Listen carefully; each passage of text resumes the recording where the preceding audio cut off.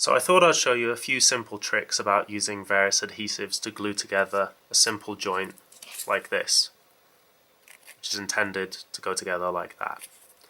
So if I take the first, which is PVA, it's pretty cheap to get hold of and doesn't have any major toxicity issues at all as it's water-based.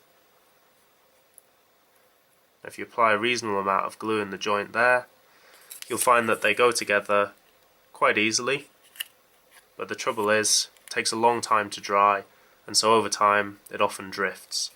However, one of the ways you can get around this problem is by taking a little bit of masking tape. It's a good idea to pre-cut it into little strips so you're ready for it, and just use it to support it there, and perhaps another one there. And indeed, if the structure is very complicated and you need to apply a little bit of pressure, you can even begin to assemble things like that with a little bit of tension to hold it together. And that means that it can dry maybe over a couple of hours and still be in a nice stable position. An alternative would be using contact adhesive. Again, a little bit more solvent in it. So if we apply it to what you'd call part A, and then we take our part B,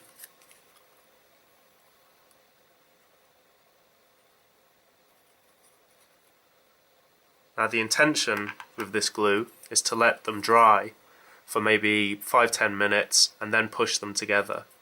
Now what you often find is that if you're a little bit impatient, you can actually bring them together sooner than that, and by blowing on it and continually stretching it apart, you can see it beginning to get more and more sort of gummy.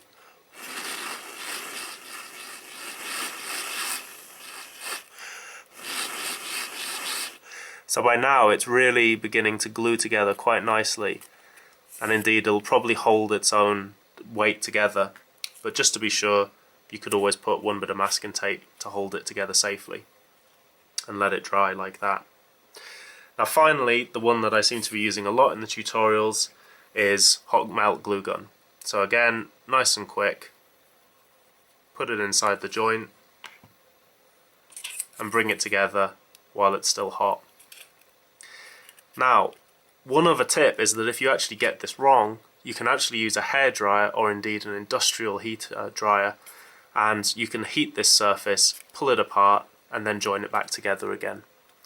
But that's usually something you'd want to try and avoid, as you tend to unstick the joints of neighbouring parts as well. But it's something you can do if you get into that situation. So there we go, and that's already dry.